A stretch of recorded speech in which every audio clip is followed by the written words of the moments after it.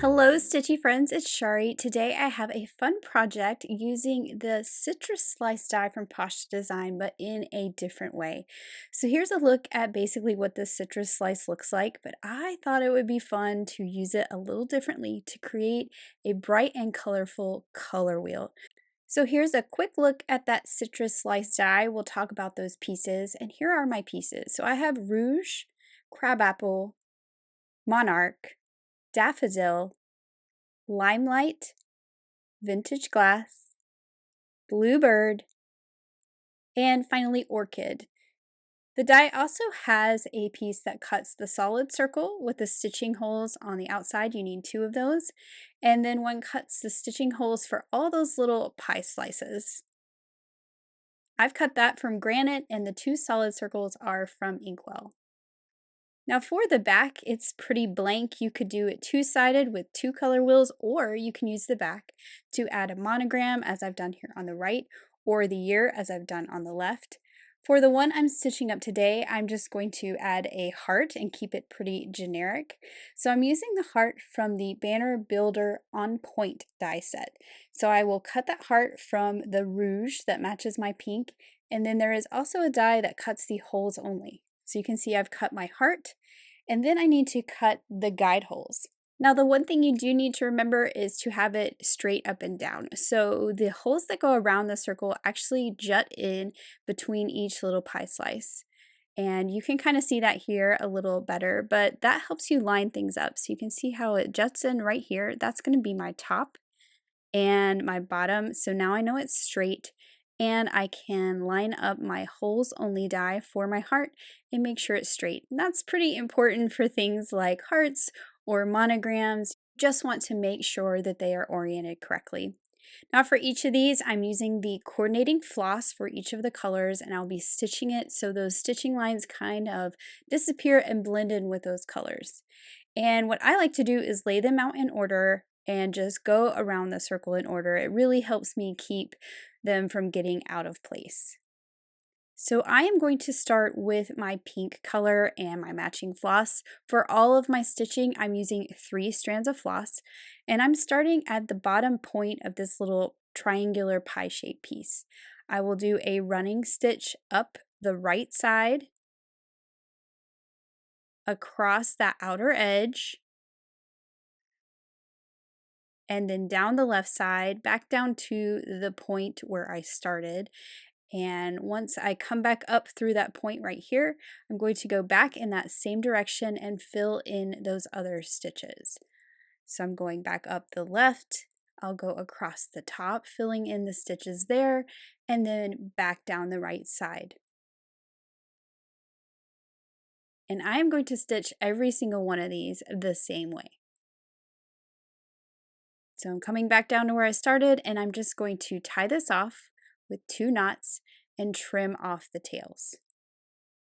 Now I am changing colors between each of these, but in case you didn't notice, when I showed you the die, there are 8 little slices. You could cut 8 of each color all at once, which is what I did, and I have a whole bunch of pieces over here to stitch together. So if you were doing a whole bunch, you could stitch all your pinks, then all your reds, then all your oranges, and not have to change your floss so often once you have that color in your needle. So now I'm moving on to crabapple, doing that exact same process, always starting at the point. So all of my knots are going to be very interior in the center of the circle.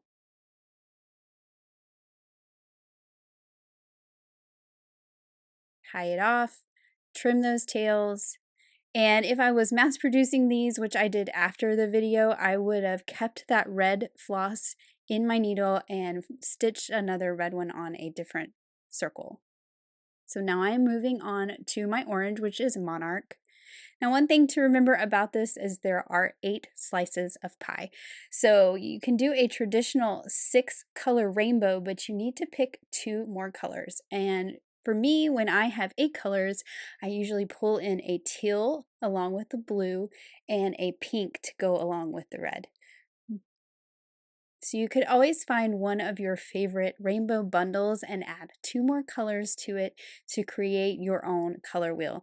I just kept it simple and made them all exactly the same in my video today, but I think it would be fun to make a pastel color wheel or a very muted color wheel.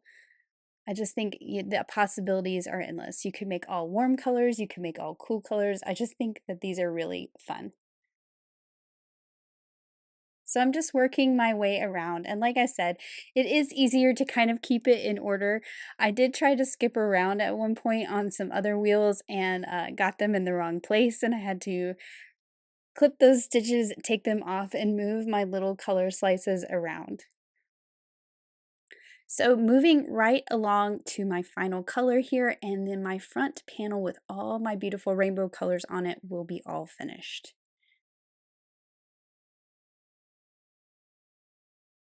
So now I need to stitch my interior decoration on my back panel, which is just the little pink heart. And I'm doing it just the same as I did those little color slices. I am starting at the point at the bottom, a running stitch around to where I started, and then back, and I'll tie that in a knot. So now we have our back and our front. Our front is the wheel layered on the solid piece, and then we have our back that is going to go like this. But first, I thought I'd talk about the pieces I used to make this into a bag charm. So here are two that I've already created. One uses I believe it's called a locking carabiner. It has a screw so that it can't come loose. And then the other one is a keychain. So I got these off Amazon. They come in lots of colors. They have a little key ring part that comes with it, but I'm not using that. And then the other one is a keyring with a claw clip. I took that keyring part off. You could leave it if you wanted, depending on your project. And these just came from Michaels. Now to add my stitch pieces to the keyrings and the carabiners, I am going to use some jump rings. So I'm going to use two of them so that the circle hangs flat. I didn't want it to turn on those clips and carabiners.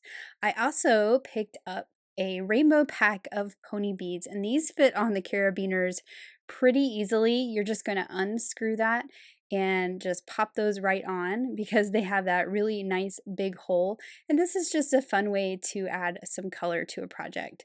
For the one I showed you earlier, I used the translucent beads that are in this set.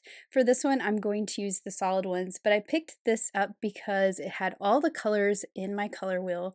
It also has some fun letters there too, so you could always add someone's initials if you wanted to, or customize it with a fun word.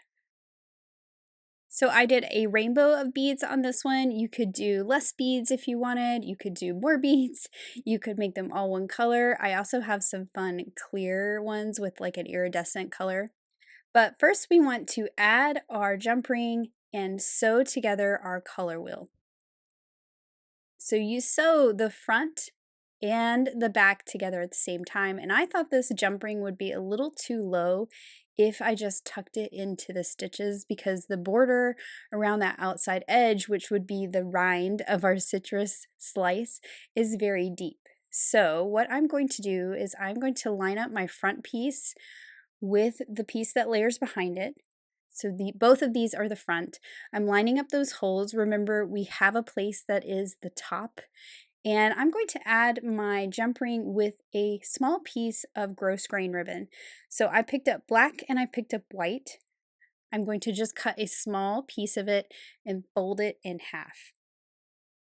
And this is where my ring is going to go. It's going to create this like little strap that sticks up that holds the jump ring. And I think it looks very nice and finished. To add this, I'm using a little bit of tacky glue. I have this so I know that the top is the top of my wheel. And I'm going to stick the ribbon down, and I know this is only going to stick the one side right now, but I want it just to where the top of the ribbon, where that fold is, and that ring just peeks out past the edge, just barely. So hopefully you can see that there. And of course, this is going to pop up because I don't have the other piece of ribbon glued down. There was a look at my finished one. So now I want to add a little bit of glue on that piece of ribbon so that I can glue the other piece of ribbon down. And I'm only gluing this just to secure it until it can get stitched, but this will hold it nicely, and I am only gluing it to this front piece. So there you can see how it is right at the top of my wheel because I want the top of my wheel to be between the purple and the pink. So now I need to line up the back and line up those holes. Again, remember that there is the stitch hole that does kind of go in when we go between our slices.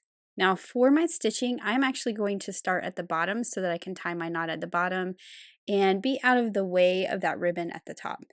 And you want to make sure that you start your thread between your two solid pieces. And I'm just trying to line up that first hole there that's between the yellow and the green. You're going to leave your tail sticking out. And I'm going to work my way around with a running stitch. Again, this is only 3 strands of black floss. And this is going through the back solid piece, the front solid piece, and the color wheel piece all at the same time. So I'm stitching through 3 layers of felt. Now I've done my running stitch around half of my circle and I'm up here at the top where my ribbon is. And this is why you want to use a sharp needle up here because I'm going to actually pierce through that ribbon with my stitches and that's going to really help lock it in place. Especially this stitch right in the middle. Now this ribbon is a 1/4 inch wide, so if you used a wider ribbon you may stitch more stitches through it, but at a 1/4 of an inch it's really that center stitch and then one of the stitches on each side. I really can only get about 2 stitches to hit this ribbon, but that's plenty. It's going to hold it in place nicely and we also have the glue. So I will continue working around with that running stitch all the way down to the bottom where I started. And now I'm going to go back in the other direction, or you could leave it with this look with the skip stitch. Always remember that whatever color you have on the back, you're going to see those stitches. So like that monogram one I just pulled in, of course I filled in all the stitches because I wanted a full circle. So now I'm going back in the other direction to fill in all my other stitches. I know they're hard to see on black and I should have thought that through. I should have stitched my one with my teal backer on it, but I am filling that all in so it's nice and solid, just like the one that has the C on it and is teal. And when you get back around to where you started, I went back through the front, but I should have come out in between my layers, so I'm going to go right back in where I came out, come out between my layers, and now we can tie our knot.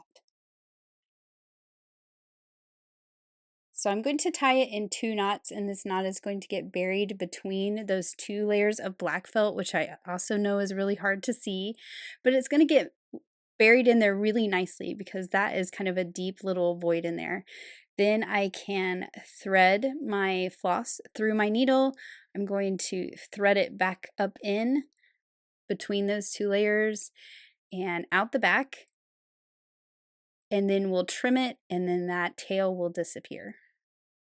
Okay, so here is our finished color wheel. We have our little jump ring on that little tab at the top.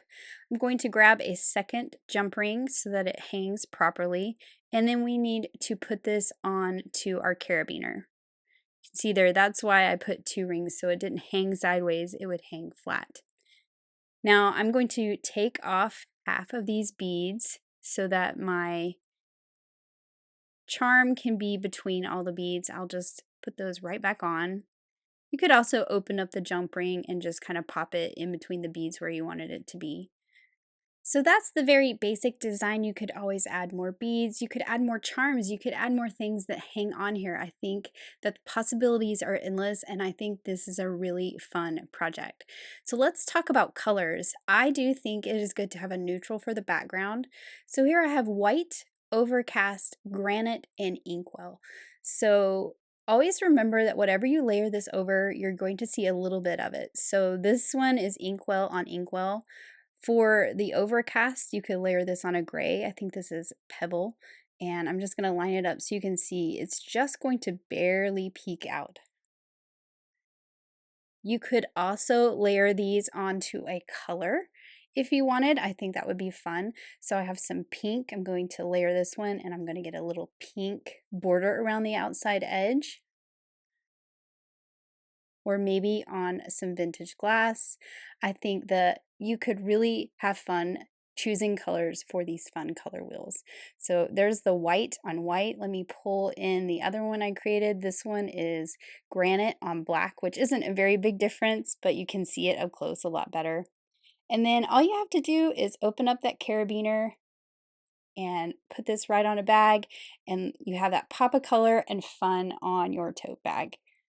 And if you have the one with the clip, you could clip multiple ones to your carabiner. I think that would be really fun. So I thought this was a really fun and unique idea using the citrus slice die. I do want to make some citrus slices too, but I really wanted to share this idea. So I hope it has inspired you to maybe give it a try, make some colorful color wheels, and have an amazing day. Happy stitching. Bye.